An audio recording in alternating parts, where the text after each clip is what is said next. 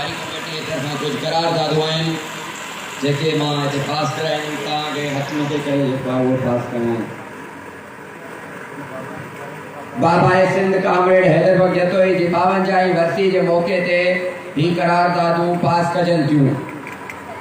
अज जो ही अवामी मेड़ यो मुतालबो तो करे तो जागीरदारी वडेराशाही ए कारपोरेट फार्मिंग ए ठेकेदारी निज़ाम जो खात्मो कयो वञे। तव्हांखे क़बूल आहे?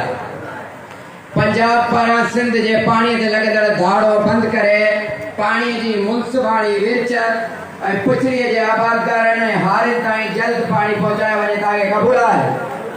पाणी की खोट सबब तबाह थियल फसलनि जो मुआवज़ो हारियुनि ऐं आबादकारनि खे फौरी तौर ते ॾिनो वञे। तव्हांखे क़बूल आहे? अॼु जो ही इज्तिमा मुतालबो थो करे त ॿेले जूं कब्ज़े थियल ज़मीनूं फौरी तौर ते ख़ाली कराए पहला एक दो ॿीहर बहाल कया वञनि। तव्हांखे क़बूल आहे? टेनेंसी एक्ट बिल ते अमल करायो वञे।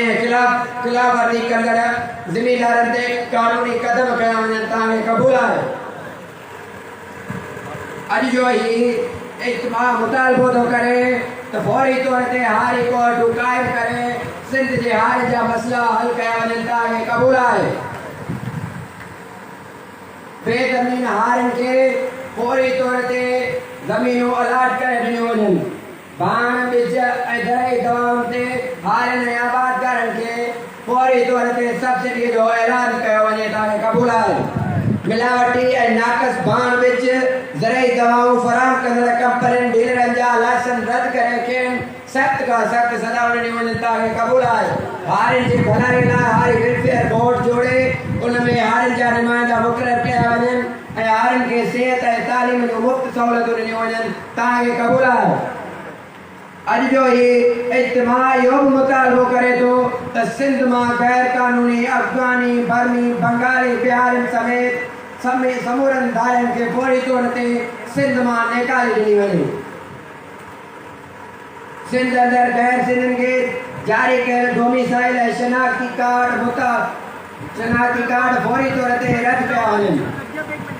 सिंध अंदर तालीमी निज़ाम खे आसान बणायो वञे। कॉलेजनि यूनिवर्सिटियुनि में लागू कयल ॻरियूं फ़ियूं फौरी तौर ते ख़तमु कयो वञनि। अॼु जो ही इज्तिमा इहो बि मुतालबो करे थो त प्राइमरी तालीमी निसाब मुख़्तसिर कयो वञे ऐं बंदि पयल समूरे सिंध जा स्कूल फौरी तौर ते खोलिया वञनि। तव्हांखे क़बूल आहे?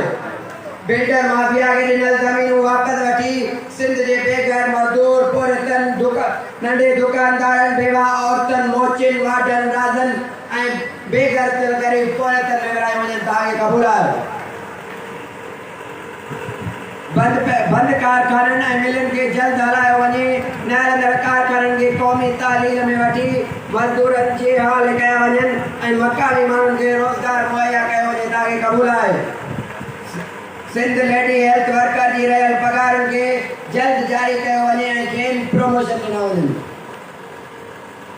अॼु जो ही अवाम इहो बि मुतालबो करे थो त लाइफ सेविंग मेडिसन जूं सहूलियतूं 80% घटायूं वञनि। तव्हांखे क़बूल आहे? सिंध मां निकिरंदड़ तेल गैस ऐं सिंध अंदरि रफ़ाम कयूं वञनि ऐं सिंध जे माण्हुनि खे गैस फराहम कयो वञे। अॼु जो इज्तिमा इहो बि मुतालबो करे थो त बेरोज़गार नौजवाननि खे रोज़गार ॾिनो वञे ऐं बेरोज़गारी तहत अलाउंस जारी कया वञनि। अॼु जो इज्तिमा इहो मुतालबो करे थो त सिंधी ॿोलीअ खे क़ौमी ॿोलीअ जी हैसियत ॾिनी वञे। तव्हांखे क़बूल आहे? सिंध जे रिटायर मुलाज़िमनि खे ग्रुप इंश्योरेंस ॿियनि सूबनि जी ॾिनो वञे। सिंध हारी कमेटी साल के बेहर जे अॻवान मुग़ल लाशाही ते कूड़ा केस दाख़िल कया विया आहिनि जेके कूड़ा केस ख़तमु करण जो अॼु जो इज्तिमा मुतालबो करे थो। तव्हांखे क़बूल आहे?